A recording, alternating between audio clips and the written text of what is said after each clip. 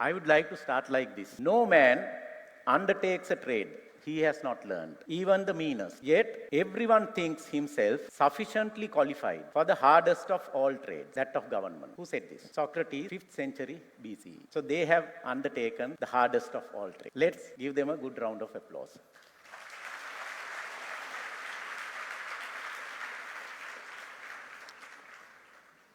I am deeply honored by this opportunity to moderate this history-making event today. This event, I hope, will mark the beginning of a new democracy that will significantly strengthen democracy in Sri Lanka. And it will set a precedent in Asia. Sri Lanka, as you know, is a country with a multi-religious, multi-ethnic, and multilingual society. As professionals, we need to understand complexities of governing a country with people belonging to different cultures, with different dreams, aspirations, and purposes, if we were to make a meaningful contribution to the society. Our country has deep-rooted conflicts that challenge political leadership. All presidents have had notable successes and setbacks. This is an attempt to offer reminiscences about each president's rule. Presidents don't easily appear on stage to explain their rule. The 3 presidents we have here today graciously accepted CA's invitation out of respect to the institute, your institute, and their conviction of responsibility they have to our profession. So with that, I would like to move on. My first question is to President Chandrika Bandaranayake Kumaratunga. Ms. President, when you became the president, in India, you had Narasimha Rao, Atal Bihari Vajpayee, Dev Gowda. Can we have their photographs on screen? Yes. You dealt with these personalities from around the world. Dev Gowda, Indra Kumar Gujral. In Germany, you had Helmut Kohl. I'm just trying to take you back down the memory lane. John Mayer in the UK, Tony Blair in the UK. Then you dealt with Bill Clinton. You dealt with Jiang Zemin in China and Boris Yeltsin in Russia. Your rule was from 1994 to 2005. You were twice elected the president. One of the most challenging issues you faced was the ongoing civil war. After India airdropped food supplies, our relationships with India were at a very low level. The conflict was at its peak. There was an attempt on your life. The war witnessed severe humanitarian crisis and security issues. On the world stage, the Cold War had just ended. Even the members here in this audience, most of them wouldn't remember what the world stage was during your rule. And most of them wouldn't have been born even. So I just wanted to take you down and also give the audience the context of this question. In this backdrop, how did you manage to establish relationships with world leaders in establishing Sri Lanka's position, especially given the conflicting interests of global powers, USA, Russia, China, and India? If you can take maybe 4 to 5 minutes. The question is so complicated, I don't know whether I can answer it in 4 to 5 minutes. You travel the whole world. Later. Yes. Now I just want to hear from you how you manage these world powers in establishing our position. Because when you came to power, we were in a very precarious position. Well, you see, when we came into power in 1994, Sri Lanka had a very bad reputation for human rights violations. Maybe the 2 years before I came into power was slightly better. It's not because I have then Prime Minister next to me. It had improved, but for many years, the human rights violations in Sri Lanka against the minorities, against even the majority opposition parties, and all that was very well known. So obviously the first thing we had to do, not only to please the international community, but for our people, was to re-establish democracy and democratic governance, which I think we did very successfully. As we came in, I had 4 or 5 slogans. That was my major slogan. Democracy, human freedoms, respect for human rights and all that. And we did a lot in Parliament. We brought in a lot of laws to ensure fundamental rights, women's rights, children's rights, and all that kind of thing. So I think the world began to look at us differently, and we had a lot of warm reception from world leaders. Then also the seething ethnic problem, which at that time saw no solution. We came in with the solution. From the time I contested for the provincial council, then for the general elections and the presidential within 1.5 years of each other, the one major slogan I spoke about, of course, poverty alleviation and distribution of the fruits of economic development, which the previous government had actually obtained through the opening up of the economy to everybody, not only to the elite, but to everybody, and thereby alleviating poverty with various programs. The second equally important one was a resolution of the ethnic problem. And we came in saying that we are willing to give extensive devolution. Within 1 year, we presented to the country the constitutional project that I was talking about, with extensive devolution to the regions and to all communities, religious, ethnic, and all that. And we worked on that. So now we are talking about the reaction of or the relationships my government had with the international community, yes. Especially actors. India.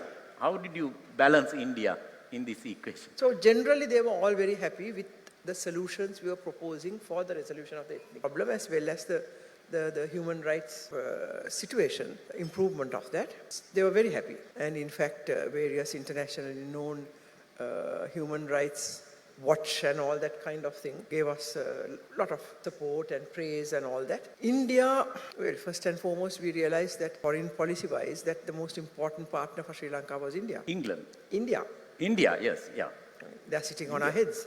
Yes. So, meaning geographically. Yeah, sure. And all the ancient cultural, religious, political connections that we had. So we developed that, and we immediately started discussions with them. And we told them what at that time India was fully involved in Sri Lanka, maybe even too much in trying to resolve the ethnic issue. So when they saw what we were proposing, they were very happy. Did USA, Russia and China encourage you to build better relations with India? What was their reaction? Not particularly.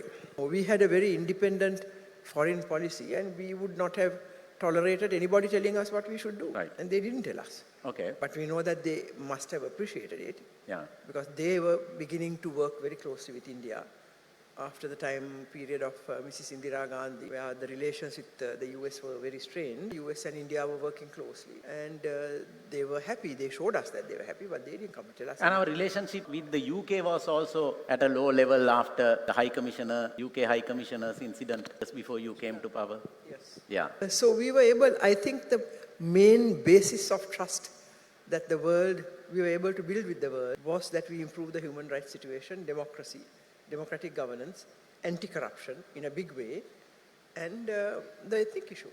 Okay. So once that basis was there, it was very easy to build relations, one-to-one good relations with the foreign leaders. Yeah. Thank you.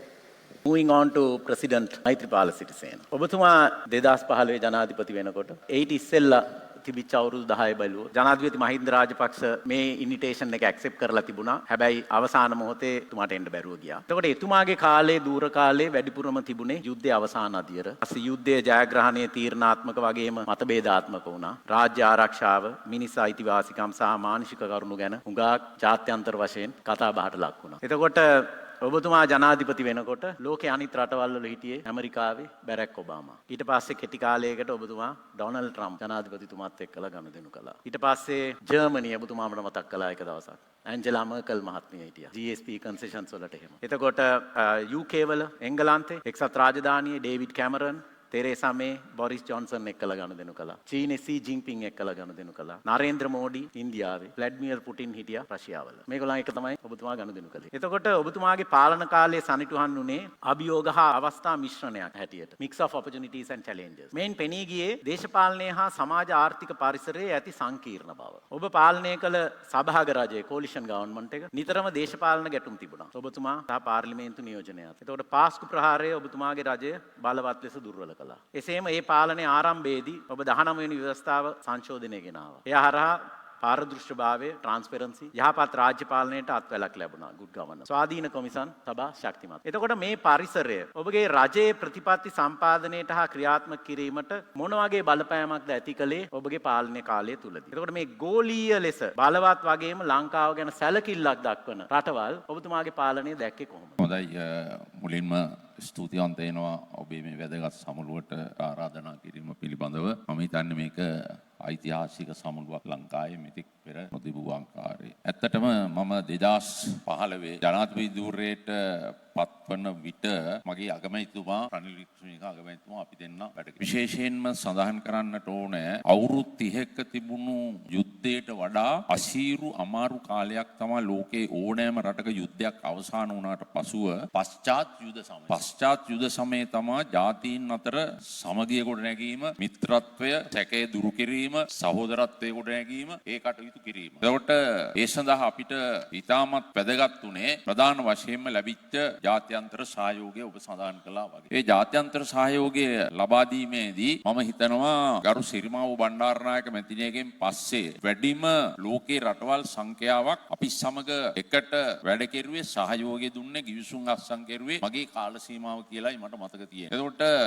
පශ්චාත් යුද සමයක ඒ කටයුතු කරගෙන යෑමේදී එකක් තමයි මම බලයට පත්වන විට එක්සත් ජාතීන්ගේ සංවිධානයේ මහලේකම්තුමාගේ ඉඳලා සම්පූර්ණයෙන්ම අපෙන් ඈත් වෙලා. ඒ වගේම තමයි එක්සත් ජාතීන්ගේ මානව හිමිකම් කොමිෂන් සභාව සම්පූර්ණයෙන් අපෙන් ඈත් වෙලා. ලෝකේ රටවල් රාශියක් අපෙන් ඈත් වෙලා. ඒ මොකද අපි බලයට එන්න කලින් හිටපු බලධාරීන් එක්සත් ජාතීන්ගේ සංවිධානයේ මහලේකම්වරයාගේ සිට ලෝකේ රටවල් අසල්වැසි රටවල් හුඟ රටකටම බොරු කියලා බොරු පොරොන්දු දීලා අපි කෙරේ විශ්වාසය නැතුව තිබුණා.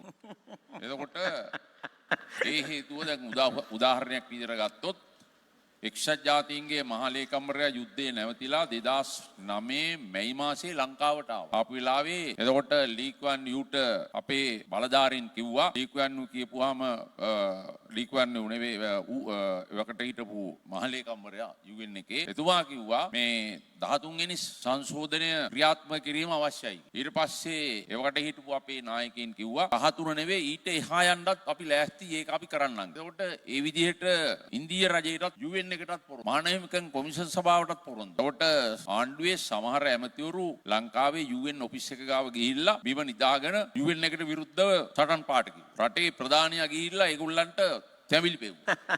එතකොට අනිත් පැත්තෙන් ගත්තාම නවනීදන් පිල්ලේ කොමසාරිස්තුමිය එක්සත් ජාතීන්ගේ මානව හිමිකම් සභාවේ ලංකාවට පැමිණියා. ලංකාවට පැමිණිච්ච වෙලාවේ ආණ්ඩුවේ නියෝජ්‍ය ඇමතිවරයෙක් කිව්වා නවනීදන් පිල්ලේ මට විවාහ කරගන්න තියෙනවා නම් හොඳයි කියලා. මේවත් එක්ක ප්‍රධාන වශයෙන්ම UN එක අපිත් එක්ක සම්පූර්ණයෙන් ඈත් වෙලා ඉන්නේ. එතකොට UN එක ඈත් වෙනකොට යුරෝපා සංගමය අපෙන් ඈත් වෙන එක, ඒ වගේම ජාත්‍යන්තර මුල්‍ය ආරමුදල IMF ද, ADB ද, World Bank ද, JICA ද, කොයිකා ද මේ ඔක්කොම අපෙන් ඈත් වෙන එක පුදුමේන කාරණයක් නෙවෙයි. එතකොට EU එකේ ඉඳලා ඔක්කොම. එතකොට මේ තත්ත්වයන් එක්ක අපි ලොකු උත්සාහයක් ගත්තා ප්‍රධාන වශයෙන්ම ජාත්‍යන්තරයේ දිනා ගැනීම සඳහා. අපි යුද්ධයක් කරලා අවුරුදු 30ක ඒ අවුරුදු 30ක යුද්ධෙන් පස්සේ රට දුගී දුප්පත් භාවයට පත් වෙලා ආර්ථික වශයෙන් කඩා වැටිලා ජාතීන් අතර මිත්‍රත්වය අසමගිය ඇති වෙලා මිත්‍රත්වේ නැතුව ඉතා අසීරු අමාරු තැනක තමයි අපි හිටියේ. නමුත් අපිට අපේ ආණ්ඩුවට පුළුවන්කම තිබුණා එක්සත් ජාතීන්ගේ සංවිධානය සහ මානව හිමිකම් කොමිෂන් සභාව අපිට දුන්නු යම් උපදේශ ඒවා අපිට ක්‍රියාත්මක කරන්න පුළුවන් වුණා. උදාහරණයක් විදිහට ගත්තොත් එක් පැත්තකින් අතුරුදහන් වූවන් පිළිබඳව කොමිෂන් සභාවක් පිහිටුවේ. එතකොට ඒ කාර්යය අපි කෙරුවා. ඊළඟට ජාතීන් අතර රටේ අභ්‍යන්තර සමගිය ඇති කිරීම සඳහා විශේෂයෙන්ම ජාතික සමගිය ගොඩනැගීමට අපි ආයතනයක් පිහිටෙව්වා. ඒ ආයතනයේ සභාපතිතුමේ හිටියේ ගරු චන්ද්‍රිකා බණ්ඩාරනායක කුමාරතුංග මැතිණිය. අපිට ඒක ගැන ඊළඟ වටේ කතා කරන්න. ඒකයි. එතකොට ඇත්තටම මෙතන ඉන්න අපි තුන්දෙනාම 2015 ඒ වගේම 19 ඉවර වෙනකන් ඒ ආණ්ඩුව කරන්න අපි එකට හිටපු තුන්දෙනෙක් අපි තුන්දෙනා මේ වේදිකාවේ ඉන්නේ. එතකොට මේ කාරණාත් එක්ක අපි මූලික වශයෙන්ම අපිට පුළුවන්කම ලැබුණා ආර්ථිකය ගොඩනගා ගැනීම සඳහා විශේෂයෙන්ම ජාත්‍යන්තර සහයෝගය ප්‍රධාන වශයෙන් ලබා ගන්න. දැන් මම දන්න විදිහට සිරිමාවෝ බණ්ඩාරනායක මැතිණියන් පස්සේ ඒ උත්සාහය සාර්ථක වුණා. ජාත්‍යන්තර සහයෝගය ලබා ගන්න එක. ඇත්තටම ඒක සාර්ථක වුණා. සාර්ථකයි. ඒක සාර්ථක වුණා. දැන් සිරිමාවෝ බණ්ඩාරනායක මැතිණියගෙන් පස්සේ රුසියාවට රාජ්‍ය සංචාරයක් ස්ටේට් විසිට් එකක් හම්බුනේ මට. එතකොට ජර්මනියට ස්ටේට් විසිට් එකක් හම්බුනේ මට. එතකොට ඒක ප්‍රධාන වශයෙන් මේක මේ මගේ නමටවත් මගේ රූපෙටවත් ශරීරයටවත් නෙවෙයි හම්බුනේ.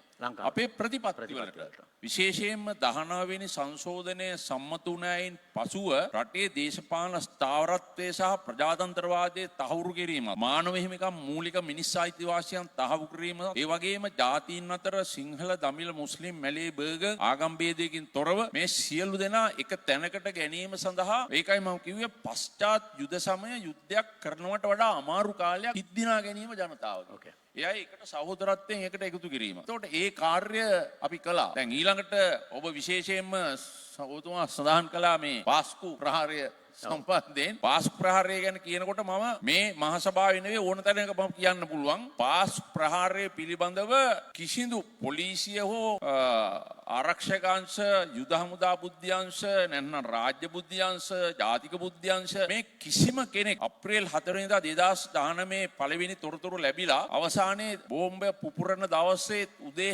7ට පොලිස්පතිවරයාට ඒගොල්ල අතරේ සාකච්ඡා ගියා මිසක් ඒ කිසිම කෙනෙක් මට මේ කාරණාව කිව්වේ නැහැ. මේක බොහොම පැහැදිලිව මම අධිකරණයට කිව්වා. ඒකට අනිත් පැත්තෙන් ගත්තාම මේ අපි බොහෝ වෙලාවට මම හිතන්නේ මේ ඉන්න තමුන්නාන්සලා මූලික වශයෙන් ඒ සිද්ධි ඒ කියන්නේ රාජ්‍ය ප්‍රතිපත්ති සම්පාදනයට ලොකු බලපෑමක් කළා. මොකද ඒ වෙලාවේ තිබිච්ච වාතාවරණයත් එක්කලා. ඔව්. ප්‍රතිපත්ති සම්පාදනය ඉතාමත් වැදගත් වුණා. එතකොට ඒ තුල අපිට පුළුවන්කම ලැබුණා ඒ විදිහේ හොඳ වැඩපිළිවෙලක් ඉස්සරහට ගෙනියන්න. ඒ වගේම මම කියන්නට ඕනේ බොහොම සන්තෝෂෙන් 1947 ඉඳලා මේ වෙනකම් අපේ ආණ්ඩුව එදා තිබ්බ වාර්තාව සංචාරකයන් ගෙන්වා ගැනීම පිළිබඳව 2018 තමයි ලංකාවේ වැඩිම සංචාරකයන්ගේ මුදලක් ලංකාවට ඇවිල්ලා අපි එතෙන්ට එනවා.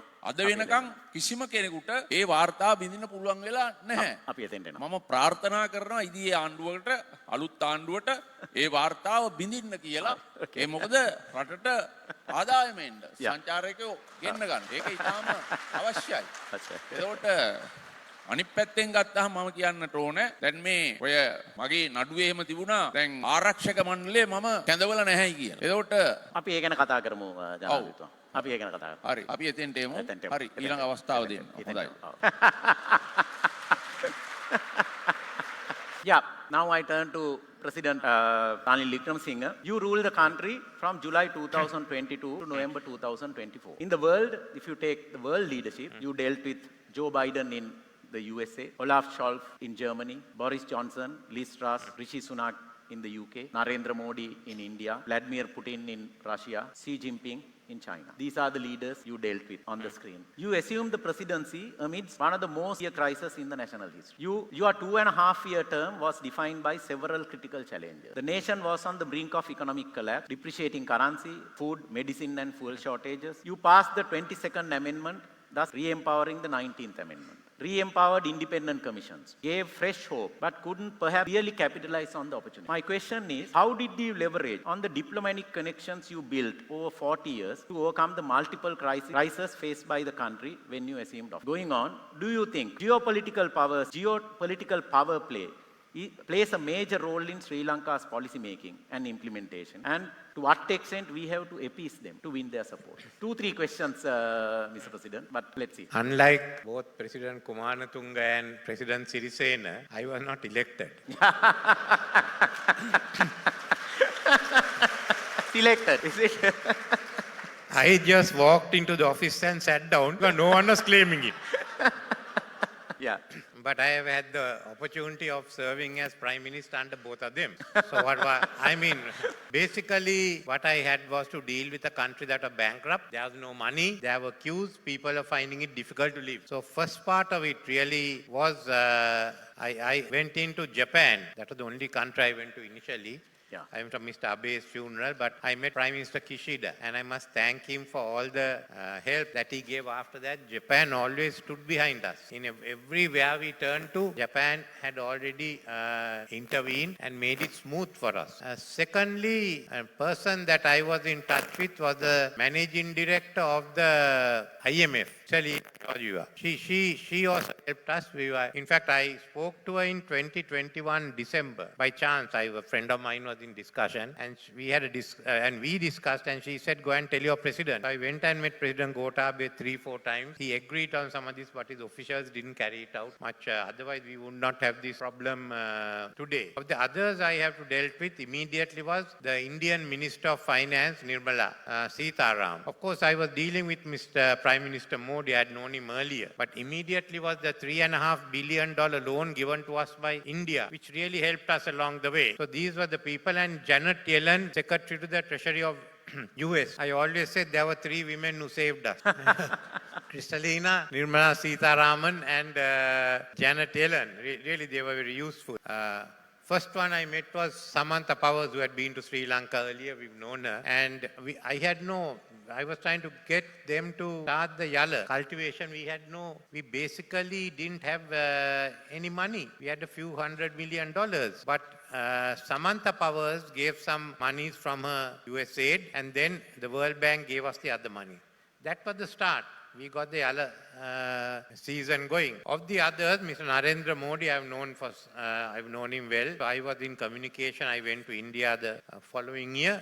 Similarly, President Xi Jinping, I met him in 2024 when I went for the BRI conference, but I had sent messages to him. Of those who were useful to me really was the Chancellor of Germany, who also helped us. I met him first at one of the climate change conferences, and thereafter also President Macron. President Macron was there. He really helped us. President Biden, I only met at the UN conference, but I was dealing with Janet Yellen. As far as UK was concerned, by the time I went, Mr. Boris Johnson was no longer Prime Minister, but I know him, I've known him well. Liz Truss was there. Yes. I went there for the funeral of the Queen, and she didn't last till the coronation even. Yeah. Yes. I only spoke to at the reception. I only spoke to Mr. Sunak also at the reception. So there wasn't very much of discussions with the UK government. So these were the people I worked with. With the South African President, Ramaphosa, was another person. And these were, I would say, the key people who helped Sri Lanka. And the question is now, actually, a lot of people tend to believe that in obtaining concessions or help from various agencies and also countries, we need to make policy decisions to appease them also. To what extent that is true, really? Can you tell something about... You are an accountant. Yes. So when your clients give money, do you tell them to go along with what the borough has done? After all, they are giving their money. They are giving their people's money. Sure. Money they have taxed from their people and taken it. Yes. So what is the advice you will give them if sure. you are their advisor?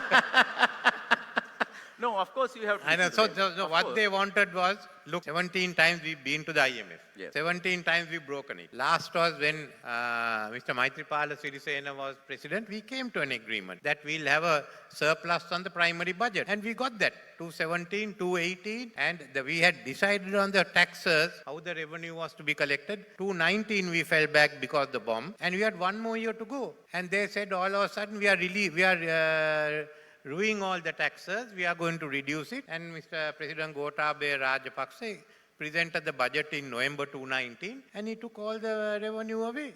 Yeah. You all were all very happy because VAT had been reduced and income tax had been reduced. Yes. But it was just the beginning of the disaster. And that's all. Then we went to elections. And if we kept on with the agreement we had made at that time and we finalized it in 2020, they should have gone for another loan. Then we went to the election, the UNP is saying that the economy is bad and we need $6 billion. So no one listened to us. We all lost our seats and I had to come back on the national list. Thank you. So really, the issue is not only the leader. The country and others must take it. So they had conditions which I had to first, no one was giving us money. I had to come to a staff level agreement and then get the final agreement. They wanted to ensure that our debt was sustainable. So the agreement was with the IMF. The IMF that laid down the conditions, not those countries. Not the countries. Yeah. So then they put down the conditions that were necessary. I had to agree to it. What can I do? Yeah. I can't go and argue. Everyone is saying, China is saying, India is saying. You go and so that, but reasonable. From their way, we talked to them. It was agreed by the OCC plus China, and then finally the creditors have agreed to it. So this is what I did till the day of the election. We finalized it about 2 days before the election. But now is the debt sustainability. Yeah. You have to put that into action. I went and I brought in the economic transformation law and put the conditions in. Now, how are you going to meet that? That is the main issue. We'll come to that in the next round. As far as they are concerned, it was their money, but they had to have a precedent which applied to all other countries after us. Yeah, sure. I think we got a good deal, and it's up for us now to fulfill it. Yeah. Thank you. In fact, Mrs. President and Mr. Presidents, I want to inform you that the technical committee of the Institute in organizing this event was inspired by a similar event that took place in 2013 in the USA on the occasion of dedicating President George W. Bush Library at Southern Methodist University in Dallas. That's the first occasion where multiple presidents of one country sat down for a discussion like this. The second occasion was a few years later in Spain. 3 prime ministers sat down. And this is a history-making event, and this is the first time in Asia and the third time in the world that such an event is taking place where multiple presidents of a country are coming together to discuss the issues and challenges they face in their role.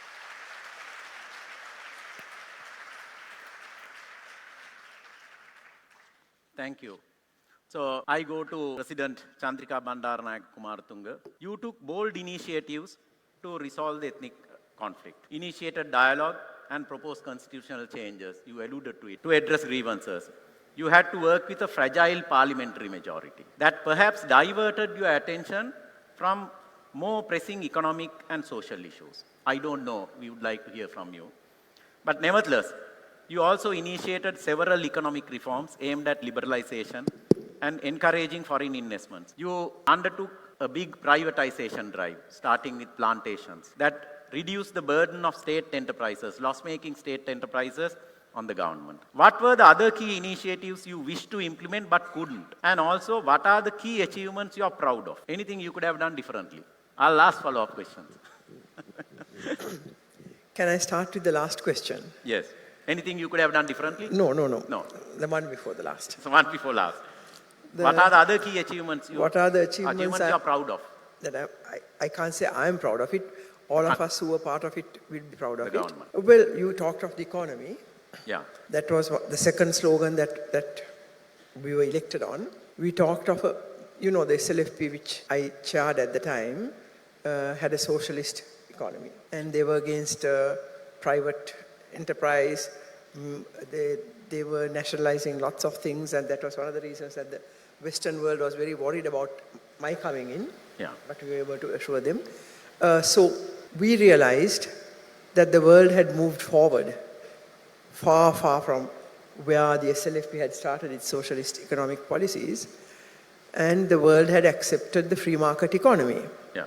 Yes. So I came out with the concept that even I found it difficult to accept it first because I was a socialist economist. Yeah.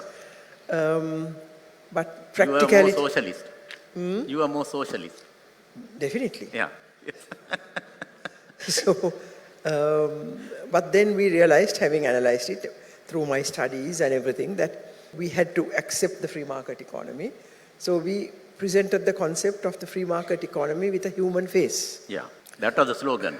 Yes. Yes. And I can remember some leading businessmen in Sri Lanka, when we used to have discussions with the private sector, very sarcastically asking me, "Madam, what's this human face you're talking about?"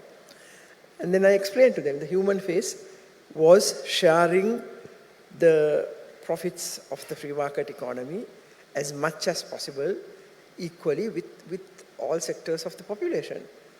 Our Samurdhi program, the Surutaru Diriyanaya program, which was the SMEs program where we gave loans at 6% when it was going at 20% in the banks, to 500,000 young people who started 500,000 small and medium enterprises, employing about 2 million people. And it continued very well till the change of government, and for about 2 or 3 years after that, but crashed because of the lack of support from that government. So that was the kind of human face. The increase of public servant salaries by 5 times, by 500% in 8 years, and all this. So obviously we were moving forward with the times. And one thing I can say I'm very proud of, well, not I, we should be all proud of, is that while we were waging a very expensive war, we were able to achieve a lot of economic progress. A lot of people don't know this. We were able to triple, increase by 3 times per capita income.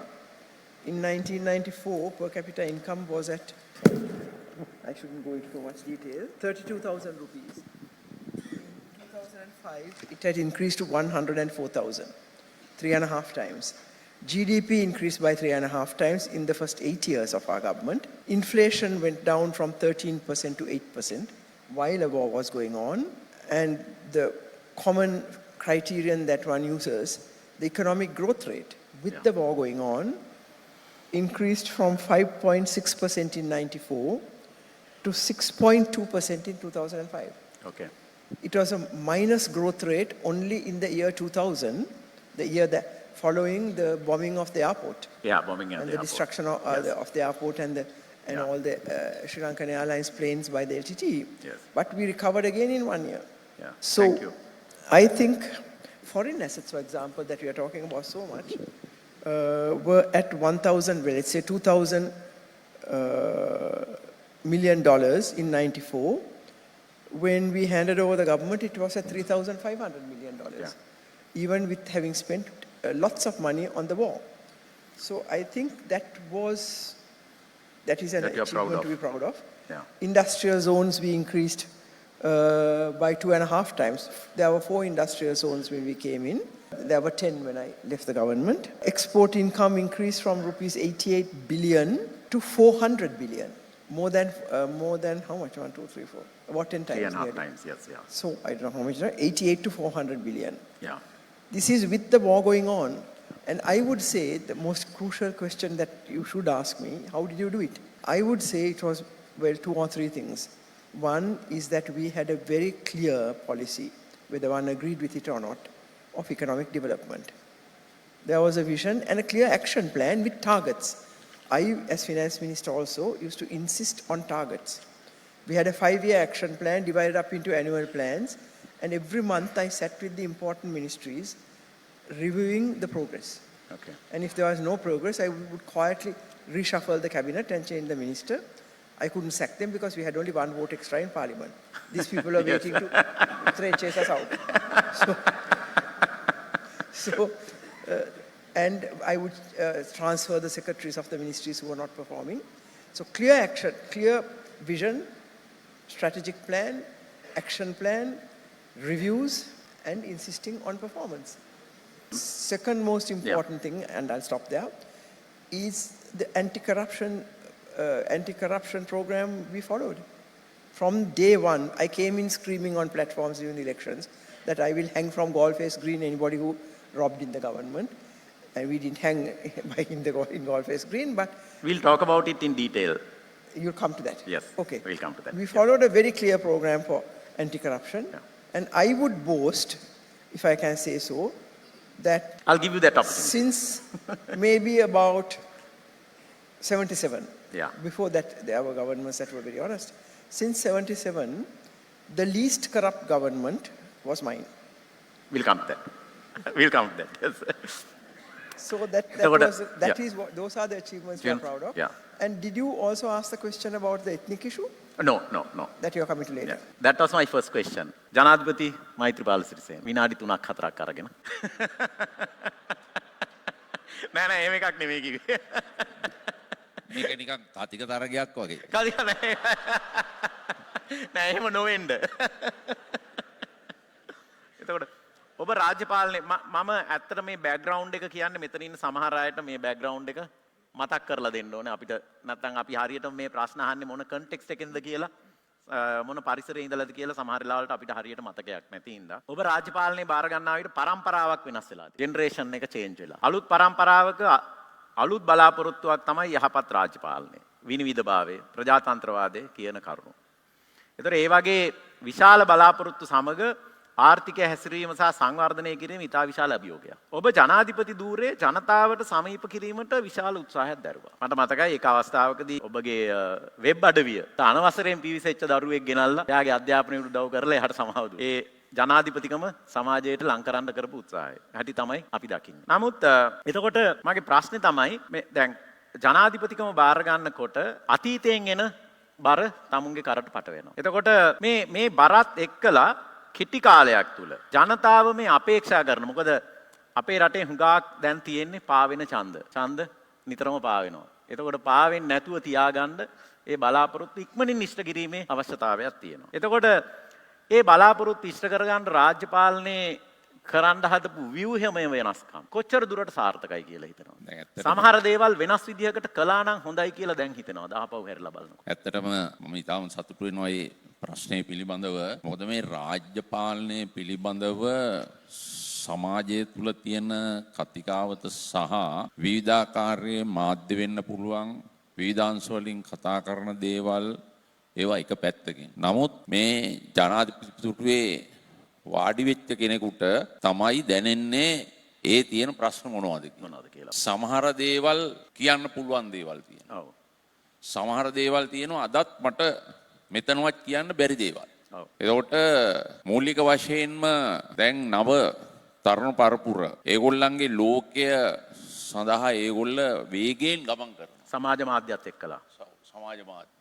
ඒ වගේම තාක්ෂණික නව උපකරණ මේවත් එක්ක. එතකොට අපි ඉස්කෝලේ යනකොට පොල් තෙල් මේ ලාම්පු තෙල් පානෙන් අපි පාඩම් කරපු අය හැබැයි දැන් එහෙම නෙවෙයි. දැන් සාමාන්‍යයෙන් ගෙදරක ඉන්න ළමෙක් ඇලකට බස්සලා නාවන්න බෑ. වැවකට බස්සලා නාවන්න බෑ. ඒ මොකද ඒගොල්ලෝ ඔක්කොම බාත්රූම් වල තමයි ඒ ඔක්කොම සියලු දේ කරලා තියෙන්නේ. ඒ විදිහට ඒගොල්ලන්ගේ මානසික තත්ත්වය ඒකයි. එතකොට මේ නව තාක්ෂණය මූලික වශයෙන්ම අපි කොහොමද අපේ රටේ දියුණුව සඳහා අපි පාවිච්චි කරන්න කියන කාරණාව නව පරපුරත් එක්ක. එතකොට නව පරපුරේ අදහස් එක්ක තාක්ෂණය දැන් එක පැත්තකින් තාක්ෂණය අපි හිතමු මොබයිල් ෆෝන් එක ගත්තොත් ඒක හදපු විද්‍යාඥයා ඒක හැදුවේ මානව වර්ගයාගේ යහපත සඳහා. නමුත් දැන් අලුත්ම වාර්තා මම හිතන්නේ තියෙනවා බොහෝ වෙලාවට පහුගිය කාල සීමාව තුල ඒවා එළියට දැම්මේ නැහැ පොලිසිය හෝ රජය මගින්. දැන් ලංකාවේ සියදිවි නසා ගැනීම විශාල වශයෙන් වැඩි වෙලා තියෙනවා. එතකොට මේ සියදිවි නසා ගැනීම වල වැඩි පිරිසක් ඉන්නේ තරුණ ළමයි. එතකොට ඇයි ඒගොල්ල සියදිවි නසා ගන්න? එතකොට මේ තියෙන පරිසරයත් එක්ක ඒගොල්ල බලාපොරොත්තු වෙන සමාජයේ ඒගොල්ල මොබයිල් ෆෝන් එක තියාගෙන මුළු ලෝකෙම දකිනවා. ඒ මුළු ලෝකෙම දකිනකොට ඒගොල්ල දැන් ටෝකියෝ නගරේ ගෑන් ළමෙක් ලස්සන අලුත් ගවුමක් ඇඳලා තියෙනවා නම් ඒ ඩිසයින් එක එයා දකිනවා. ඇමරිකාවේ එහෙම ළමෙක් කලිත් ඇඳුමක් ඇඳලා ඉන්නවා නම් එයා ඒක දකිනවා. එතකොට එයා ඒ ගැන බලාපොරොත්තු තියෙනවා. හැබැයි අපේ රටේ තියෙන ප්‍රශ්නේ තමයි අපේ දේශපාලන සංස්කෘතිය සමාජ සංස්කෘතිය ඒ වගේම සංස්කෘතික වශයෙන් තිබෙන විවිධ ශ්‍රේෂ්ඨත් එක්ක මම දිකට කතා කරන්න වෙලාවක් නැහැ. ඒ ගත්තාම අපි අපේ සිතුම් පැතුම් එක්ක අපි කොහොමද අපිට ගැළපෙන ආකාරයට Taman දියුණු වෙලා රට දියුණු කරන තැනකට අපි යන්නේ කියන ප්‍රශ්නේ තමයි අපිට තියෙන්නේ. දැන් බලන්න චීනය වගේ රටක් ගත්තොත් චීනය මුලින් මාවෝ සේතුන්තුමා දියුණු කරලා මේ ගස්වල කොළ පොතු කාලා තමයි විප්ලවය කළා එතුමා ආණ්ඩුවක් හැදුවේ. එතකොට වියට්නාමයේ ගත්තාම අපි දන්නවා ඇමරිකන් යුද්ධය අවුරුදු 27ක් විතර තිබුණා. නමුත් අද වියට්නාමයේ ලෝකේ ඉතාම ඉහළට ආර්ථික වශයෙන් ඇවිල්ලා තියෙනවා. එතකොට එහෙමනම් ඒගොල්ල කොහමද දැන් අපේ තරුණ පරම්පරාව බලාපොරොත්තු වෙනවා ඇයි අපිට මේ වේගෙන් මේක මෙතෙන්ට ගේන්න බැරි කියලා. ඔව් නෑ දැන් මේකනේ දැන් මේ දේ අපි තේරුම් ගන්න ඕනේ.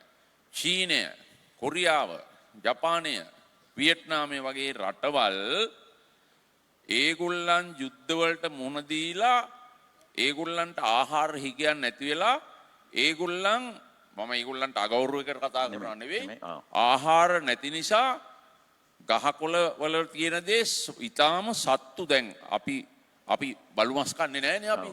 හැබැයි අපි දන්නවා ලෝකේ රටවල් කීයක බලු මස් කනවාද කියලා. එතකොට ඒ විදිහට නොයෙකුත් මේ කොය කුරුමිනියෝ නොයෙක් දේවල් ගෙම්බොද ඉබ්බොද ඕන එකේ කන්න පටන් ගත්තා. ඒ අර ඇත්තටම දුර්භික්ෂත් එක්කලා. දුර්භික්ෂත්වය නිසා. හැබැයි ඒ අමාරුකම් තුලින් ඒගොල්ල ගොඩ නැගුණා. හැබැයි නමුත් අපේ රටේ අවුරුදු දහස් ගානක ඓතිහාසික තත්ත්වයක් ගත්තාම අනුරාධපුර යුගයේ අවුරුදු 1000 ගානක් පොළොන්නරු යුගයේ අවුරුදු 200 ගානක් එතනින් දමදිනියට ආවා ඇතුගල්පුරයට ගියා යාපහුවට ගියා ඊළඟට කෝට්ටෙට ආවා ඊළඟට මහනුවරට ගියා එහෙම ඇවිල්ලා 505 ඉඳලා අපි විශේෂයෙන්ම ලන්දේසින්ගේ ඉඳලා මේ ඉංග්‍රීසින් දක්වා පාලන කාල සීමාවල් තුල අපිට ප්‍රශ්න රාශියකට මුහුණ දෙන්න සිද්ධ වුණා. එතකොට ඒ සිද්ධවීම් එක්ක අපි ප්‍රධාන වශයෙන්ම දැන් විදේශිකයින් අපේ රට අවුරුදු 400 ගාණක් පාලනය කරුවා මොන විදියට. හැබැයි අපි දැන් කීයද අවුරුදු 74යි අපි. එතකොට අවුරුදු 400 ගාණක් රට පාලනය කරපු අයගේ තිබෙන සිතුම් පැතුම් සහ අදහස් එක්ක නව තාක්ෂණයත් එක්ක අපේ දරුවෝ තරුණ අය තරුණ පරපුර බලනවා වේගෙන් කොහොමද අපි ඉස්සරහට යන්නේ කියලා. හැබැයි මේ වේගෙන් යන්න බෑ. ඒකට රටක් ලෝකේ රටවල් දියුණු වෙලා තියෙන්නේ කොහොමද කියලා අපි දන්නවා. දැන් ඇමරිකාව වගේ රටක් ගත්තාම රතු ඉන්දියන් කාර්යෝ තමයි ඇමරිකාවේ මුලින්ම හිටියේ. ඉංග්‍රීසින් ගිහිල්ලා වෙඩි තියලා ඔක්කොම අල්ලගෙන එතකොට එතනින් තමයි ඒක බිහුනේ. ඔව් දැන් ඇත්තටම මේක ජනාධිපතිතුමා මේ මෙතන ඉන්න අපේ ගණකාධිකාරීන් වුණුන්ටත් accountants-ලත් වැදගත්. මොකද ආයතනයක වුණත් ওই පරිසරයම තමයි තියෙන්නේ.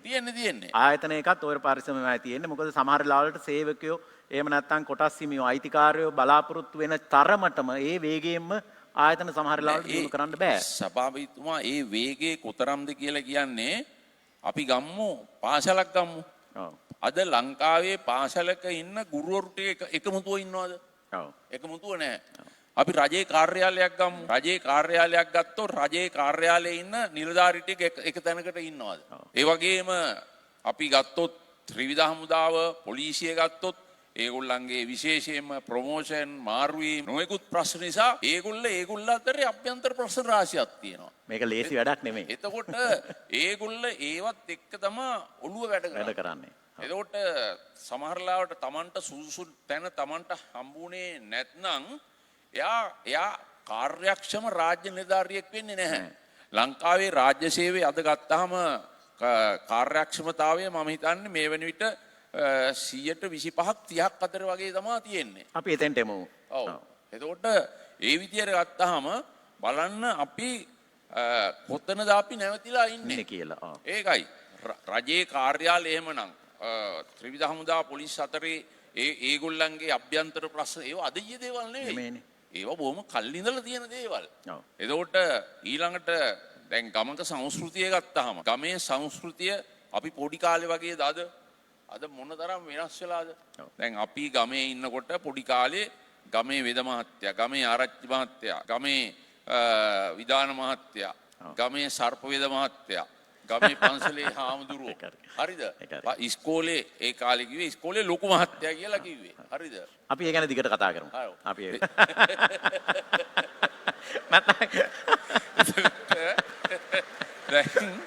දැන් ඒ ගම්වල ඒ තිබුණු දැන් ඒ කාලේ ගමකට පොලිසිය රාළහාමි කෙනෙක් යනවා දකින්නවත් හරි අමාරුයි.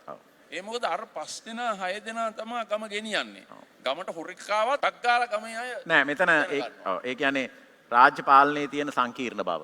ඒ කියන්නේ අපේ තිබිච්ච සංස්කෘතියත් මේ රාජ්‍ය අවුරුදු ගාණක් තිස්සේ ආපු රාජ්‍ය පාලනයේ තියෙන හැඩයත් ව්‍යුහයත් එක්ක ගත්තාම ඉතා ඉක්මනින් වෙනස් කිරීම කරන්න සෑහෙන්න අමාරුයි ප්‍රජාතන්ත්‍රවාදී රටක මේ පරිසරයක් තියෙන රටක.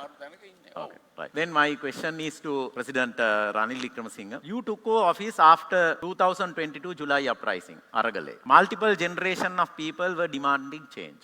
Multiple generations. You worked with a coalition government. Public trust in government had faced severe erosion. Fulfilling expectations of change while facing the economic crisis and balancing the government would have been nothing but easy. During your political career, peaking with 2.5-year presidency, how did you see the expectations of multiple generations change? Especially, they demanded intense change in line with other countries that leapfrogged into being developed nations. Social media made a massive impact on effective this change. My question is, what were the challenges you faced in delivering reforms in democratic institutions, transparency and good governance? Do you think the progress you made in your 2.5 years was enough? Yes, I mean, basically, before doing all of that, you had to live. No, sorry, pardon me? Before doing all the changes, you had to live. Yes. I mean, basically to eat, drink, be able to travel, have your day-to-day life. I took it as a situation when all that had broken down. Yes. System of government was virtually under threat. Yes. Law and order was not there. So what is the priority you have to give? You are a bankrupt country, your economy was bankrupt, you had no money. Basically, we had at one time, we had only about $2 million in our reserve. Yes. Sometimes daily we are looking for money. So you have to get the country functioning again. Oh. You have to get the economy functioning. So what did I do? We gave 100% of the time went on focusing on getting the economy back. Yeah.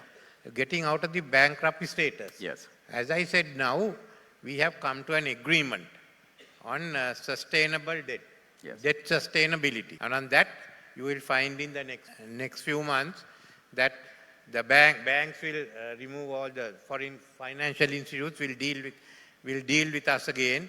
Our foreign aid programs will start. But that was achieved. Then second part is how do we fulfill the debt sustainability? For instance, our revenue must go from 12% of the GDP to 15% of the GDP in 2027. That's 1% every year. Yeah. Then you have to have growth. Then you have the expectations of dealing with corruption. All this was built into the stage 2. For instance, IMF also raised the issue of corruption. I accepted the need for corruption, anti-corruption measures. We brought the Anti-Corruption Act, Yes. which is the first modern act. I think after the 94 Act, we had not upgraded it. Then we have the governance diagnostic under which now we have gazetted the proceeds of crimes. Everyone talks of getting the money back if you can trace it, but you have to have a law, and even that is a 10-year process. Then there had to be amendments to the Money Laundering Act. There had to be amendments to the Companies Act, some other laws, which should enable you to really start probing. These are the experiences of other countries. The IMF brought us the best possible advisors on this. Then we have to upgrade our bribery, the commission itself. For a long time, we had not paid enough attention, and we had to get our officers trained. It's a question of looking at various returns and then deciding what has happened. There was no other way. And they agreed to do this. So in the next 3-4 years. But if you say that you can stop corruption immediately, everything will come to a halt. Yeah. No, that I don't think was possible. Yeah. We said what we have to say. Yes. And secondly, we have so far not found any money outside Sri Lanka. Right. Even if you find money, the question is, it will take you 10 years to get it back. So it was not relevant to dealing with the economy.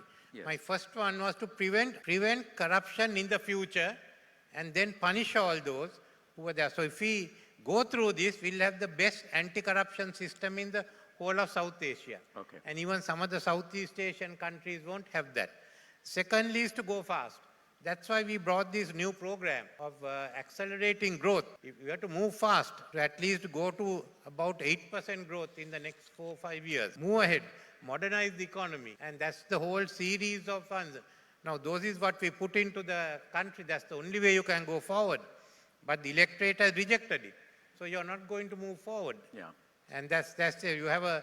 Now you're having a issue that has to be resolved between what the present NPP has said they will do and what is in the agreements with the IMF. So either the IMF must agree to the NPP programs or NPP must agree to IMF programs. Yeah. So that is what has to be decided now. Yeah, sure. But if you agree to the IMF programs and what I have said, then you are going against the wishes of the electorate which rejected it. So So basically, that's a dilemma others have to resolve, not me. yeah. So basically, what you are saying is that you are happy with the progress you made in the I 2.5 am years. happy with what I did. Yeah, sure. And I think that was the way to go forward fast. Yeah, But now you are in a fix where you have to decide. yeah. If you don't, how are we going to get additional, how are you going to get additional revenue? Revenue, yes. How are you going to, for the government, which means, are you going to put any new taxes? So where the present government has said that they'd like to raise the ceiling. Yes, you can raise the ceiling, but then you'll have to tax something elsewhere. Thank you. And already there's a tax on property which they propose. We said they have a lot of problems on it. So if that tax doesn't come in next year, where is the government going to find this money? So this whole issue is, can you bring down the taxes as promised? Secondly, if there's a Middle East war, the price of oil goes up to about 110 or so. How are you going to deal with it? Yeah, sure. Now, these are issues which you have to deal with. Because already we have shown a way, it has been rejected. So where are you going to? That's the issue. Thank you. In fact, I must say something about this audience also. This audience was also eagerly awaiting this session, and it showcases their willingness to understand deeper dimensions of national politics. Please put your hands together and give a round of applause to yourself for coming here to listen to this. Thank you. With this, I move on to President Chandrika Bandaranayak Kumaratunga. You started talking about corruption, and I said we'll come to that. Corruption had been a pivotal issue in Sri Lanka's political system for 1.5 decades, even preceding your rule. You also struggled to address transparency and accountability effectively. Corruption Perception Index slipped from 57 in 2002 to 67 in 2004. We dropped 10 positions in 2 years, Sri Lanka, according to the Corruption Perception Index. Can you tell us about your approach to tackle bribery and corruption during your term of office? What were the barriers and limitations you faced in implementing your proposals in this regard? I mean, we would like to know also, is our corruption largely attributable to institutional weakness also? I hope it's a fair question by the audience. I think corruption is the one factor that has completely destroyed not only our economy, that's obvious. We became bankrupt because of the huge, massive corruption that went on in two governments before we declared ourselves bankrupt. But it has also destroyed our entire society. Yeah. From the small child upwards, the whole attitude of corruption, the lack of ethics that goes also with corruption, and the lack of action against that kind of thing. And when I say corruption, it's not only financial corruption, it's corruption of every sort. For example, nepotism is corruption. Nepotism, okay. You come to power and you fill your ministry with all your family members. So that is also corruption. Yeah. Yes. It's not the qualified people who get the jobs, it's the family members because of the blood connection. So naturally the government goes down. So I think there has to be a massive program against corruption in every form. It has to begin with the schools. It has to begin with year 1 in the schools. Education. Children's attitudes have to be completely changed. The education system has to be overhauled. It has to be stood on its head and completely overhauled. It's archaic. It's completely pre-modern. The education reforms, which another thing that I'm very proud of, which we brought in, and we were congratulated by World Bank, by this one, that one, IMF, and the whole world on it. We achieved a lot. The results, the statistics show it. All those things were just left to fall by the wayside by the next government, and nobody else picked it up. So for 20 years, the education system is just rotting there. Not only are the children not taught properly to face up to the challenges of the modern society, modern world, they also don't have any ethics. When we went to school, we were taught ethics, how to be good human beings. Yes. So even the temples don't teach that. I don't know whether the churches do, but the temples don't. So, arakku bonde pa, cigarette bonde pa kena echcharai. So the school system, like we had a special subject on ethics. We had another subject on peace. So from there itself, with modernizing education, you had to introduce ethics. පුරවැසි අධ්‍යාපනය කියන subject එක. මොකක් හරි ඒ වගේ වචනයක්. And that is how you build leaders.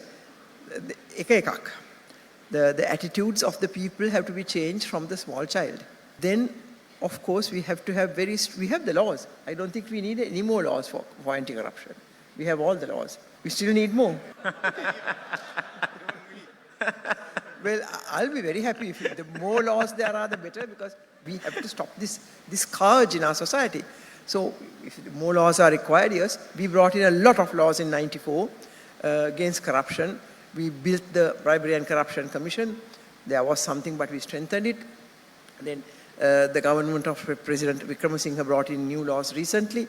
So the laws have to be there first. Secondly, you have to have systems and procedures. Laws are not enough. Systems and procedures to control corruption in government. The font of corruption in government are tenders. There have to be very clear tender procedures. For the first time... So you thought our systems and procedures were not strong enough even then? No. In '94, we brought in something called the tender procedures document. Yes. I personally got involved in drafting it, and I remember within 1 year we sent it to all the secretaries of ministries saying you cannot carry out any tender outside of these procedures given in this. Everything was in that, including what do you call these tenders that are not Procurement process. procurement process, but tenders that are not called for Unsolicited. Even for proposal. unsolicited proposals, we had a separate chapter how to regularize that, and we were able to control corruption quite a lot with that. Then, secondly, of course, the ethics again.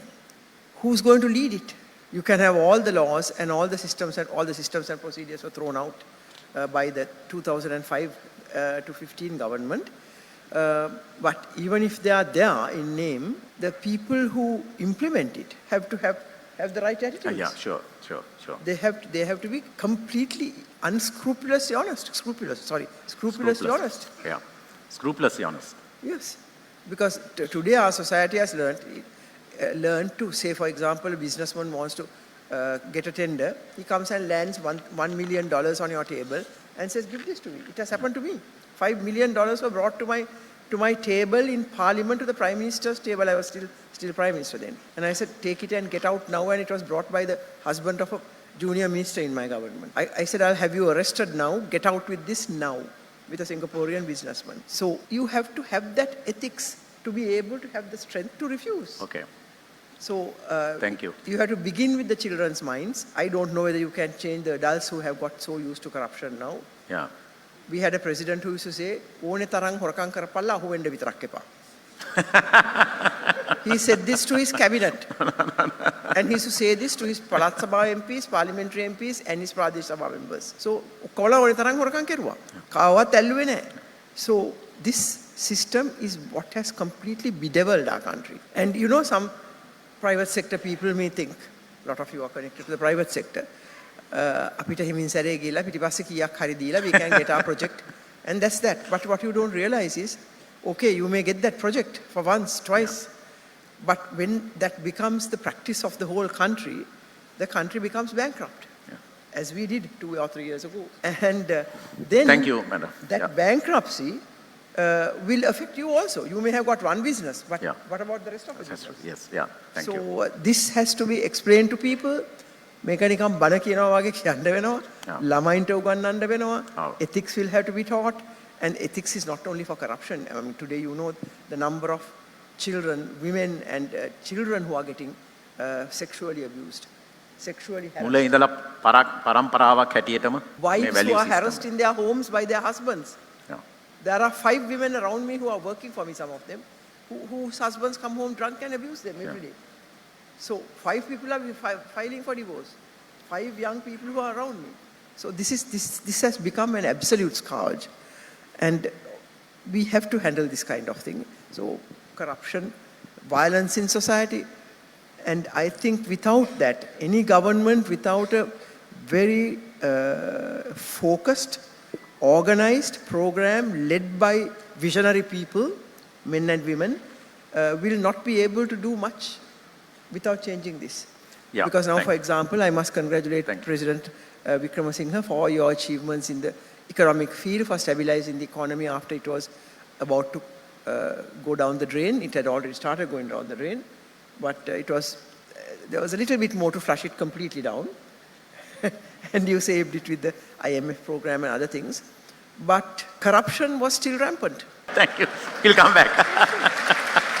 You are not corrupt. Thank you. A lot of people around you were corrupt. So if that continued, even the achievements, even your victories would have become failures. Sure. Because what you gain from there, you are losing from the other side. Yeah. And you can't develop the country. Okay, you stabilize the economy, but the very next step is to develop education. Educate our children properly so that they can take up the challenges. Agriculture, develop agriculture, industries, small industries, SMEs and all this. Yeah.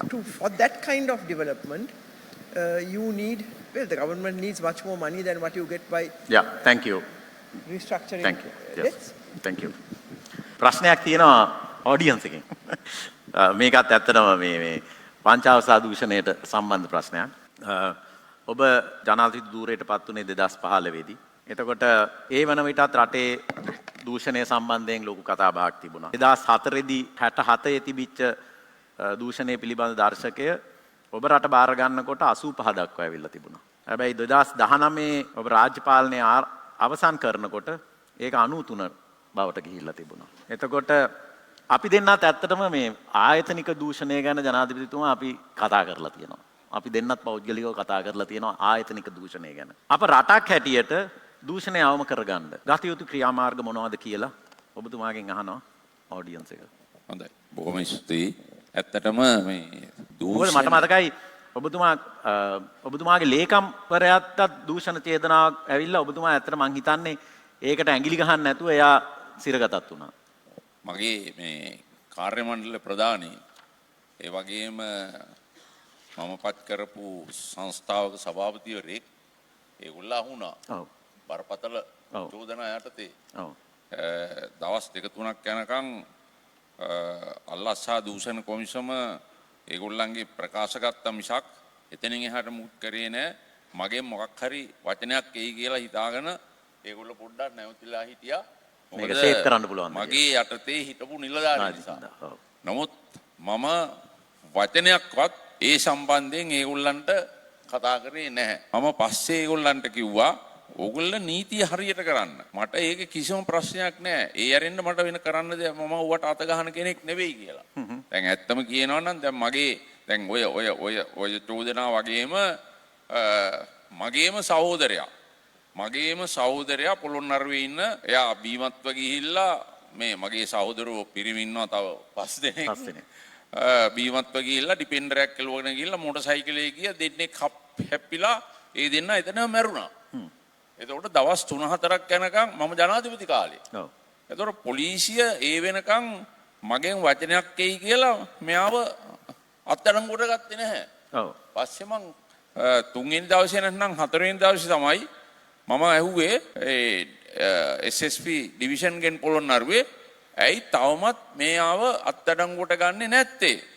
මෙයාගේ වාහනේ හැප්පිලා දෙන්නෙක් මැරුණා නම් අනිත් අය කාගෙන් හරි ඔවැනි සිද්ධියක් වුණා නම් ඒ ගන්න ක්‍රියාමාර්ගය ගන්න. එතකොට මම ජනාධිපති කාලේ මගේ සහෝදරයා මාස ගාණක් රිමාන්ඩ් එකේ හිටියා. ඔව්. මම එහෙමයි නීතිය ක්‍රියාත්මක කළේ. ඉතින් ඒක නිසා මම කිසිම තැනක වංචාවට දූෂණයට ඉඩ දුන්න කෙනෙක් නෙවෙයි. ඉතින් අනිත් පැත්තෙන් ගත්තාම සභාපතිතුමා මෙතන තියෙන ප්‍රශ්නය මේකයි ආණ්ඩුක්‍රම ව්‍යවස්ථාවේ කොච්චර හොඳ දේවල් තිබුණත් නීති පොතේ කොච්චර හොඳ දේවල් තිබුණත් අපි අලුත් පනත් සම්මත කරලා පාර්ලිමේන්තුවේ කොච්චර දූෂණ වංචා වළක්වන්න නීති රීති ගෙනාවත් හැබැයි මේ තනතුරු වලට පත් වෙන පුජ්‍යලයින්ට පුළුවන් ඒ නීති අමතක කරලා දාලා දූෂණ වංචා කරන්න පුළුවන්කම තියෙනවා. ඒක නිසා රටේ පාලකයා හොඳ වූ තරමින්ම රටක් හැදෙන්නේ නැහැ. ඊළඟට දෙවෙනියා අගමැති ගත්තොත් එහෙම නැත්නම් තුන්වෙනි ගත්තොත් කැබිනට් මණ්ඩලය ඒ 1 2 3 ප්‍රධාන වශයෙන්ම පිරිසිදු වෙන්න ඕන දූෂණ වංචාවෙන් තොර වෙන්නට ඕන. ඊළඟට අනිත් පැත්තෙන් ගත්තාම දේශපාලඥයන් විතරද දූෂණ වංචා කරන්නේ. දැන් අපි හැම කෙනෙක්ම දන්නවා සමහර දේශපාලඥයෝ දූෂණ වංචා කරනවා. නමුත් මම සභාපතිතුමා කොහෙත්ම කැමති නැහැ මේ පහුගිය අවුරුදු 74ම මේ රට කාපුම් මේ රට පාලනය කරුවේ කියලා කියනවා. ඒක මම සම්පූර්ණ ප්‍රතික්ෂේප කරනවා. නැවතත් එක් කිව්වා. ඒ කියන්නේ 1947 පළවෙනි පාර්ලිමේන්තුව ඊළඟට 48 අපිට නිදහස හම්බ වුණේ. ඔව්. සාමාන්‍යයෙන් අරගලයේ තුලින් ආපු සටන් පාටයක් තමයි අවුරුදු 74ක් මේ රට පාලනය කරපු මේ රට කාල විනාශ කෙරුවා හොරකම් කෙරුවයි කියනවා. මම මේකට කොහෙත්ම එකඟ වෙන්නේ නැහැ. ඒ මොකද පළවෙනි අගමැතිවරයා ගත්තොත් ඩී.සේනානායක මහත්තයා හොරෙක්ද? ඩල්ලි.සේනානායක මහත්තයා ගත්තොත් හොරෙක්ද? සර්ජන් කොතලාවල ගත්තොත් හොරෙක්ද? එස්.ඩබ්ලිව්.ආර්.ඩී. බණ්ඩාරනායක මහත්තයා ගත්තොත් හොරෙක්ද? සිරිමාව බණ්ඩාරනායක මැතිණිය ගත්තොත් හොරෙක්ද? බණ්ඩාරනායක අගමැතිතුමාගේ 56 ආණ්ඩුවේ තමයි ලංකාවේ පළවෙනි වතාවට මේ වංචා දූෂණ කරපු ඇමතිවරු දෙන්නේ අස් කෙරුවේ බණ්ඩාරනායක මැතිතුමා පළවෙනි වතාවට. හැබැයි බණ්ඩාරනායක මැතිතුමා අස් කළාට පස්සේ ඊට පස්සේ දෙවෙනි වතාවට ඇමතිවරයෙක් දූෂණ වංචා කළා කියලා කැබිනට් එකෙන් අස් කෙරුවේ මම අස් කෙරුවේ. එතකොට ඒ විදිහට මේ දූෂණය වංචාව කියන එක ඒකයි මම කිව්වේ නීති පොත කොච්චර තිබුණත් අපි මොනතරම් පනත් සම්මත කෙරුවත් මේ වැඩ කරන පුජ්‍යලීන් තුල තිබිය යුතු ආධ්‍යාත්මික ගුණවගාවත් එක්ක අපි රටේ දේවල් සම්පත් හොරකම් කරන්නේ නැහැ වංචා කරන්නේ නැහැ දූෂණය කරන්නේ නැහැ කියන ඒ අදිෂ්ඨානය ඒ චින්තනය සෑම කෙනෙක් තුලම තියෙන්න ඕනේ. ඒක රටේ ප්‍රධාන පාලකයාගේ ඉඳලා පුරවැසියා දක්වා ඒක යන්නට ඕනේ. දැන් අද ගත්තොත් එහෙම දැන් මම මේක කියලා මට අවශ්‍ය වෙන්නත් පුළුවන්. දැන් අද ඡන්දයක් කරන්න ගියාම තමුන්නාන්සලා දන්නවා මෙතන ඉන්න මේ අපේ හිටපු ජනාධිපතිතුමයි ජනාධිපතිතුමයි දන්නවා අද ඡන්දයක් කරන්න ගියාම අරක්කු නැත්නම් කොහෙත්ම වැඩ කරන්න බෑ. එතකොට හොඳ බස් එකක් දෙන්න ඕනේ යන්න රැස්වීම වලට. හොඳ කෑම එකක් දෙන්න ඕනේ. ඒක තමයි තත්ත්වේ. නමුත් මම පළවෙනි සැලේ පාර්ලිමේන්තුවට ඉදිරිපත් වෙලාවේ 1989 ඊටාම භීෂණ කාලේ එක පැත්තකින් LTT එක ගහනවා පොළොන්නරු පැත්තේ. අනිත් පැත්තෙන් JVP එක ගහනවා මිනිස්සු මරනවා. ඊළඟට ඒ දෙගොල්ල මර්ධනය කරන්න ආණ්ඩුව මිනිස්සු මරනවා. ඒතකොට හොයන්න බෑ කොහෙන්ද මිනිස්සු මරන්නේ කියලා. හරිද? එහෙම තැනකින් තමයි මම උඩට ආවේ. හරිද? එතකොට එහෙම තැනකින් මම උඩට ඇවිල්ලා හැබැයි මම ප්‍රධාන වශයෙන්ම මම එදා ඉඳන් කල්පනා කරපු දෙයක් තමයි අපි හොඳ රටක් හදන්නේ කොහොමද කියන කාරණාව. එතකොට දැන් මම ඒකයි කිව්වේ මේ දේශපාලඥයින්ට දැන් විතරක් බැන්නට වැඩක් නැහැ. දේශපාලඥයත් එකේ ඉඳන්ම හැදෙන්න ඕනේ.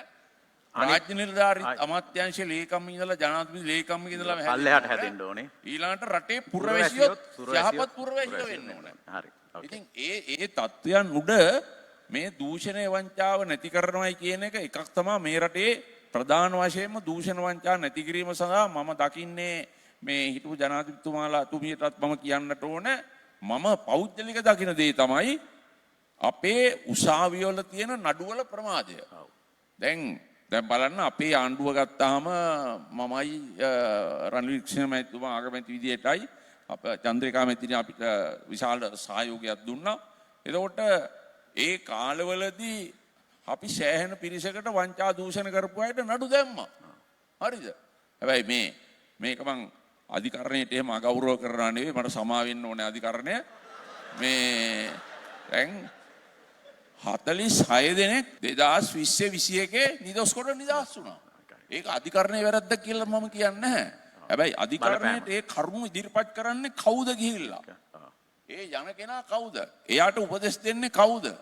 එතකොට දැන් අර බියගම ගියක් තියෙන්නේ අදත් අයිතිකාරයෙක් නෑනේ. නෑ අවබෝධයි. ඒක ඇත්ත. නිදොස් කොට නිදහස්. ඒක ඇත්ත. නෑ තේරුණා. නිදොස් කොට නිදහස්. හැබැයි අදත් අයිතිකාරයෙක් නෑ. ඒක හරි. ඉතින් ඒ විදිහට තමයි මේවා මේ කෙරෙන්නේ. හැදෙන්නේ. ඉතින් ඒක නිසා මේ සෑම තැනම නීති පොත වගේම අනික් පනත් වගේම අපේ හෘද සාක්ෂිය තුල තියෙන්න ඕනේ අපි මහජන දේපල මේවා වංචා කරන්නේ හොරගම් කරන්නේ නැහැ කියලා. එතකොට ඒ தත්ත්වය වළක්වා ගන්න ඒක උඩ ඉඳලා පහළට ක්‍රියාත්මක වෙන්න ඕනේ. ඒක පහළ ඉඳන් උඩට ක්‍රියාත්මක කරන්න බෑ. එකේ ඉඳන් පහළට තමයි යන්න ඕනේ. එහෙම ගිහිල්ලා අනික විශේෂයෙන්ම නඩු ප්‍රමාදය වළක්වන්න ඕනේ. දැන් ගත්තාම නඩුවක් දැන් බලන්න උසාවියකට ගියාම දැන් මෙතනින් නෑ දන්නවා ඇති ඉඩම් නඩුවක් ගියොත් රේප් කේස් එකක් ගියොත් මිනි මැරුමක් ගියොත් අවුරුදු කීයක් නඩුව අහනවද? ඒක ඇත්ත. අවුරුදු 10ක් 15ක් 20ක් අහනවා. සමහර වෙලාවට ඉඩම් නඩුවට ගියාම තුන්වෙනි පරම්පරාවට යනකම් නඩුව අහනවා. පළවෙනි පරම්පරාව එක්කෙනා මැරිලා දෙවෙනි පරම්පරාව එක්කෙනා මැරිලා. බොහොම ස්තුතියි ජනාධිපතිතුමා. හරි. ලක්ෂ 13ක් 14ක් දැන් උසාවි වල ගඩ ගැහිලා තියෙනවා. එතකොට මේ නඩු ප්‍රමාදය ප්‍රධාන වශයෙන්ම මොකද අර වැරදි කරන මිනිස්සු මාස 3යි 6යි නැත්නම් අවුරුද්දයි අපදෙනවා එළියට දානවා. නෑ ඒ කියන්නේ ඔබතුමා කියන්න හදන්නේ මේ ආයතනික ව්‍යුහයේ තියෙන බිඳෙන සුළු බව ෆ්‍රැජිලිටි එක මේකට හුඟක් බලපානවායි කියන එක. I'll turn to President Ranil Wickremesinghe. You are ascent to the presidency following intense political turmoil, including widespread protests demanding government reforms. This political volatility required careful navigation to restore public trust and stability. These upheavals underscored the need for reforms, including addressing corruption and graft. You were able to pass then the Fiscal Responsibility Act and then Anti-Corruption Bill to address part of these problems. But it didn't lift public opinion. I wanted to ask a different question, but the question has come from the audience. Okay. The audience is asking, now, as a country, we came out of tsunami. We finished a war, a difficult war.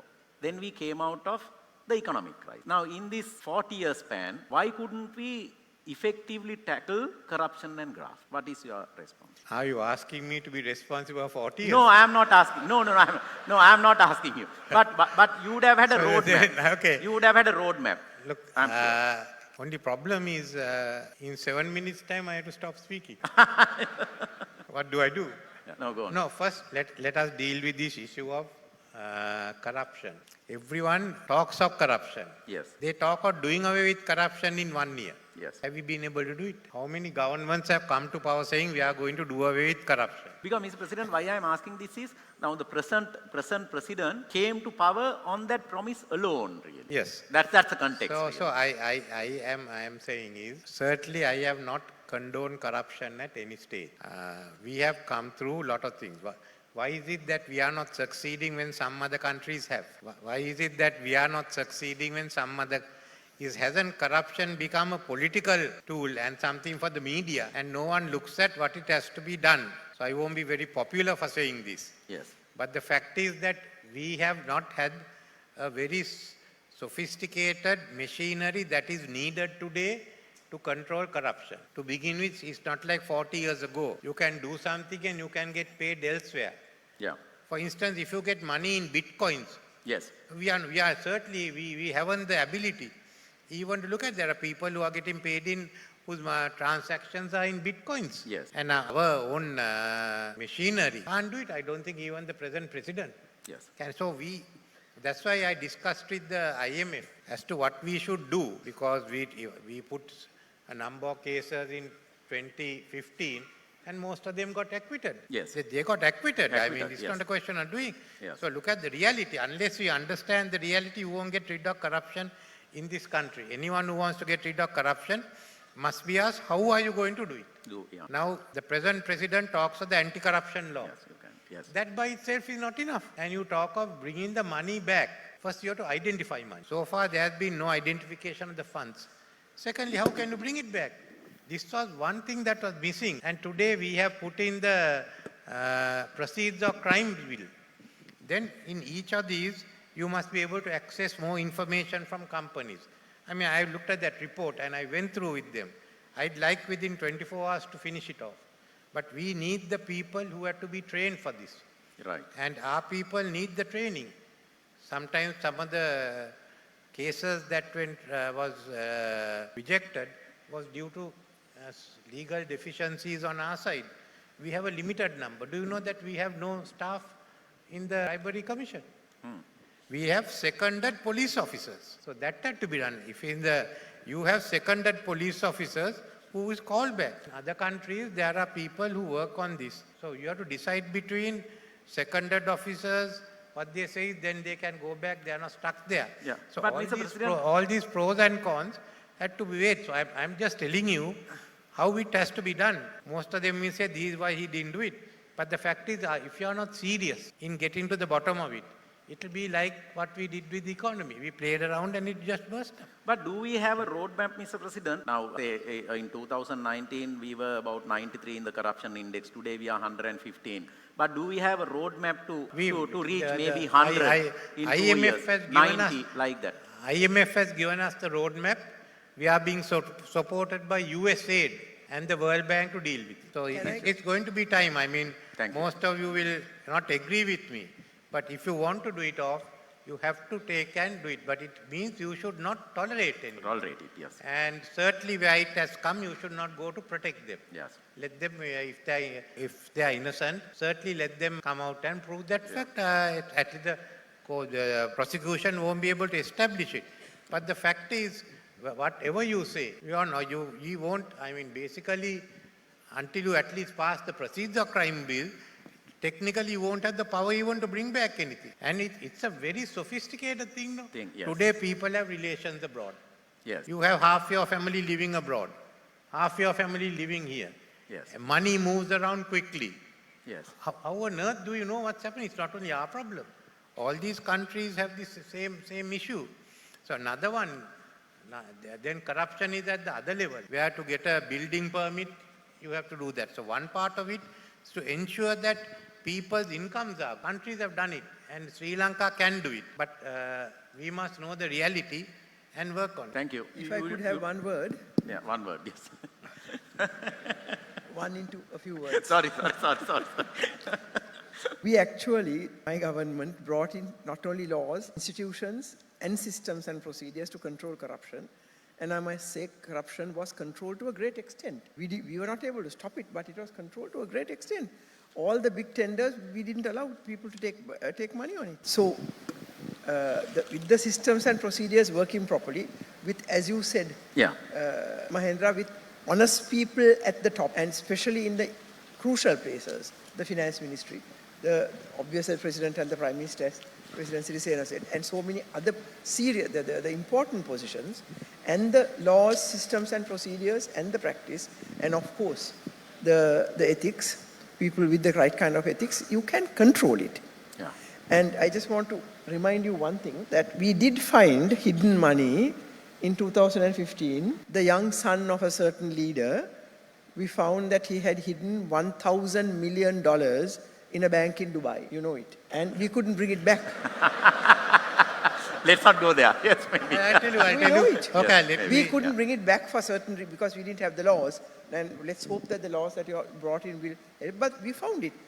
Our CID went there, found it, got the documents. I saw with my own eyes the bank statement, but we couldn't charge them in courts because we needed the original bank statements. Okay. And the particular bank refused to give those. So Yes. with a lot Okay. of trying from your government, it didn't happen. So the hidden monies can be found with difficulty, but to bring it back is a very complicated process. Don't forget that in the Philippines, the hidden billions of the Marcos family, quite a lot of it was brought back by the Aquino government. The monies that were robbed and taken abroad by the Marcoses, some part of it was brought back to Philippines.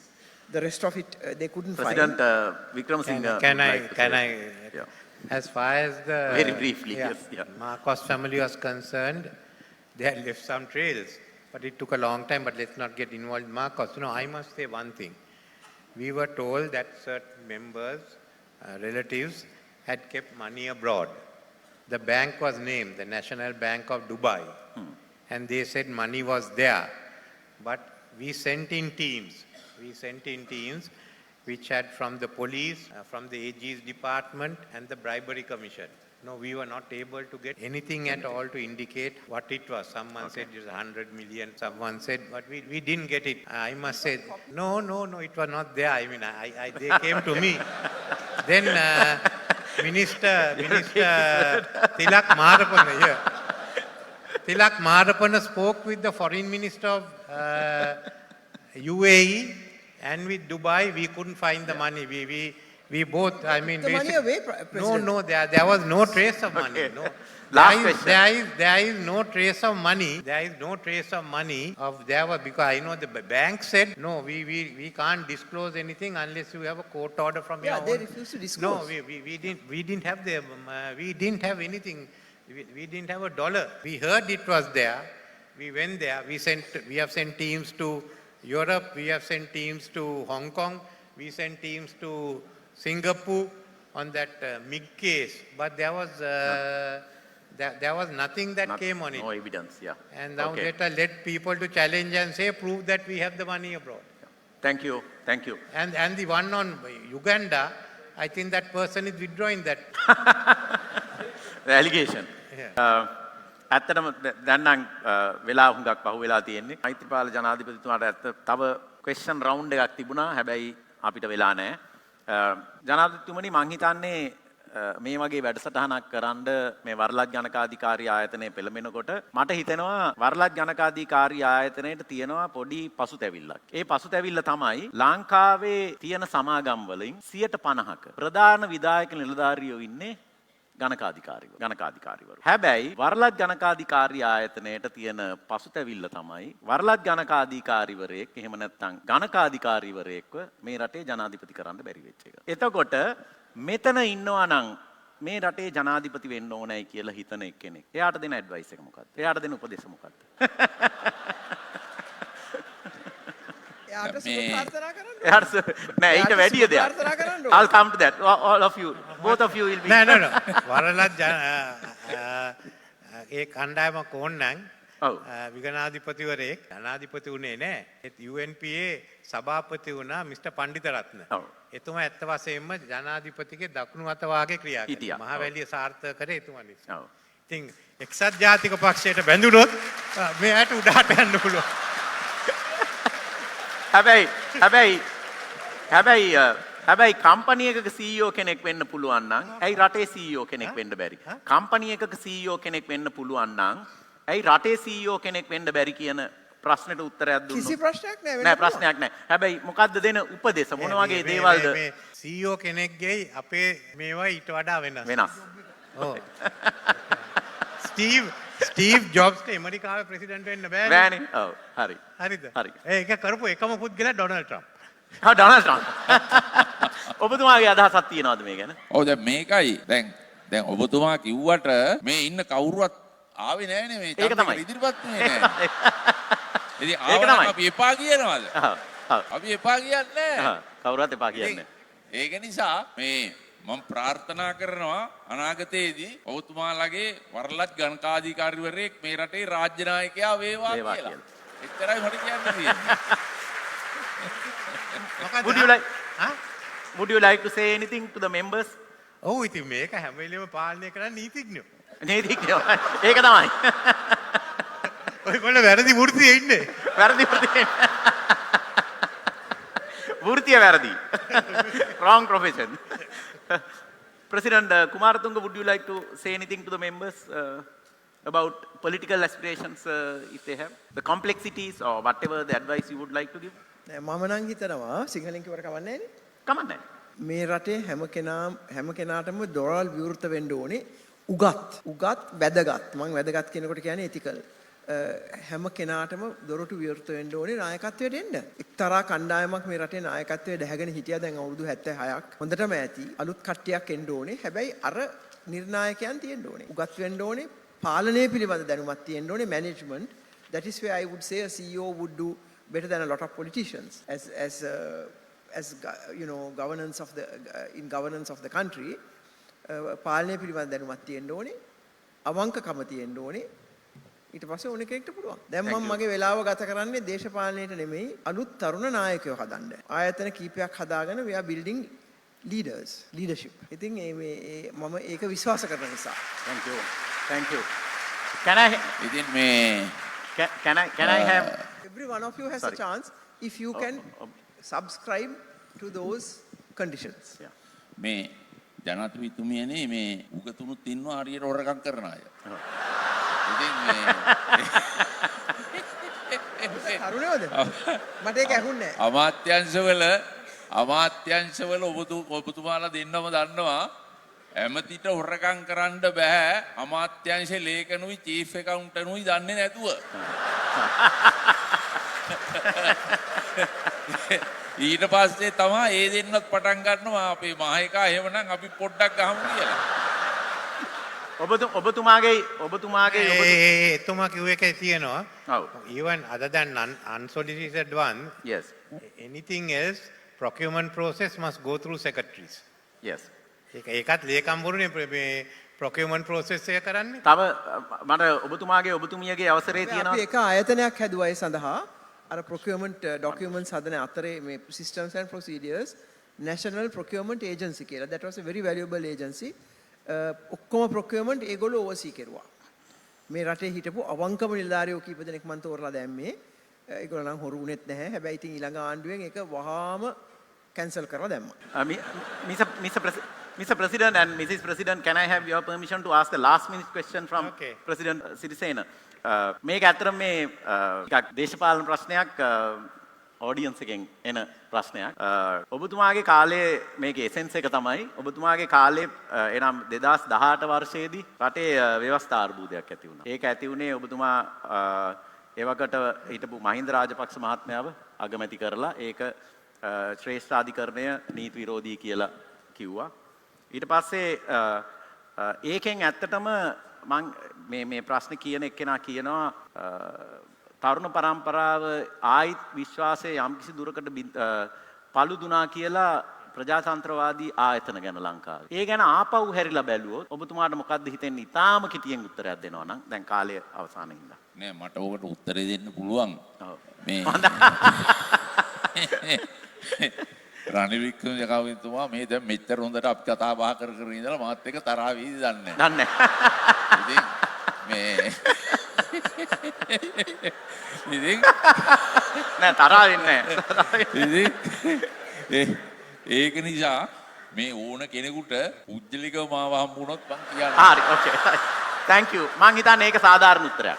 මං හිතන්නේ ඒක සාධාරණ උත්තරයක්. ඒක මගේ තනි තීන්දුවක් නෙවෙයි. හරි ඕකේ. හැබැයි ඒකේ වගකීම මම ගන්න ඕනේ. ඕකේ. හැබැයි රාජ්‍ය නායකයෙක් වුණාම මම ඒකයි කිව්වේ බොහෝ අය හිතනවට වඩා සංකීර්ණයි. එයාට නොයෙකුත් ප්‍රශ්න වලට මුහුණ දෙන්න සිද්ධ වෙනවා. ඒකයි ජාතික වශයෙන්, අන්තර්ජාතික වශයෙන්, අභ්‍යන්තර වශයෙන් රාජ්‍ය පාලනය තුල. දැන් ඒකනේ දැන් අපි ගත්තොත් අපේ ඉතිහාසයේ ලංකාවේ මල්ලි අයියා රජ කරනවා නම් අයියාව මරලා පාලනය ගන්නවා. එතකොට බිසවරු ඉඳලා තියෙනවා රජුරුව මරලා බිසව රජකම රජකම ගන්නවා. ඉතින් ඒ විදිහේ සංස්කෘතියක් අපිට තියෙනවා. මොකද I know actually history of the world is history of power. History of world is history of power. ආගමැති කෙනෙක් මරලා තව ආගමැති කෙනෙක් ගෙනවා. So with that, would you like to say anything? The last comment would you like to make? You have a comment to make, Mr. President? Yes, well, I would say, far Before we as conclude. presidencies, heads of government are concerned, it's not whether you are a lawyer or whether you are some other profession. Yeah. It is basically how do you know, how play can the you give game. leadership? Yeah. It's partly strength, it is partly shrewdness, Yes. it's partly maneuvering. Yeah. Did we talk of all this? Remember this, that our first Prime Minister D.S. Sennak hadn't even passed 8th standard. You know, there are three brothers, F.R. who was a lawyer, who became a lawyer, and D.C. who became a doctor or something, another D.C., and then D.S. They were all educated at St. Thomas's. One day the father asked them, how are you doing in school? F.R. said, I am the first. D.C. said, I am the second in class. D.S. said, I am the third in class. So sometime later he dropped in at St. Thomas's, that was in Mutward. And he went to FR's class, there was about 12 students, and he was there. Then he went to DC's class, there were about 8 students. Then he asked the 8, he said, the master said, no, there are 2 more who haven't come. Then he went to DS's class, there are only 3 students. So yeah, where are the others? And said, he is only 3. Thank you. So DS is the man who knew how to make it. Thank you. So with that, we bring this session to a close. I am sure the presidents here deserve a standing ovation. Please.